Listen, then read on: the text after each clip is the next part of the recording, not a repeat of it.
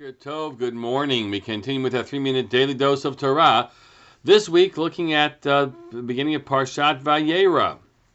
And in Vayera, after the initial storyline around Avram welcoming strangers, the strangers begin to speak. And we'll just sort of lay the foundations here, right? The strangers happen to be malachim. They are angels. But the Torah tells us that information. But Avraham and Sarah don't know that.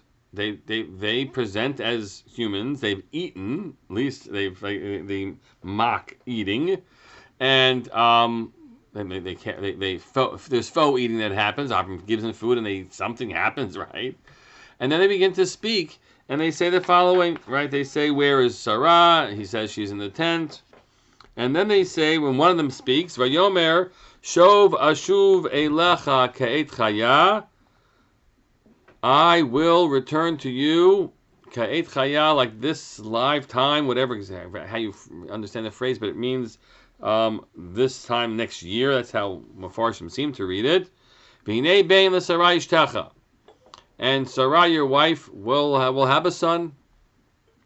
And Sarah heard by the entrance, and he was behind him. Now we're told information. Avram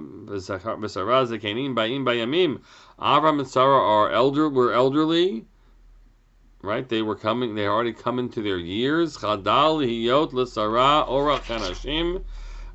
is interpreted right to mean that Sarah was already postmenopausal. That's a fact. Human reality of biology. So the Torah points that out to us.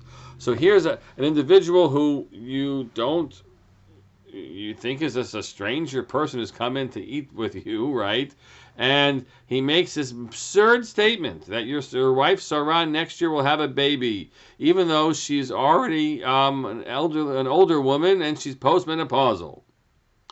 And the Torah says, "Vatitzchak Sarah bekirba lemor," and Sarah laughed bekirba. Regarding, two reads of this. One is bekirba, as Rashi reads it, regarding her innards.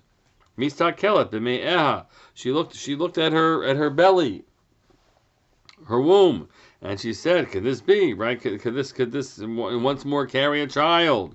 And looked at her breasts and said, "Could these breasts be able to nurse and suckle a child?" Right? That's the midrash that says that.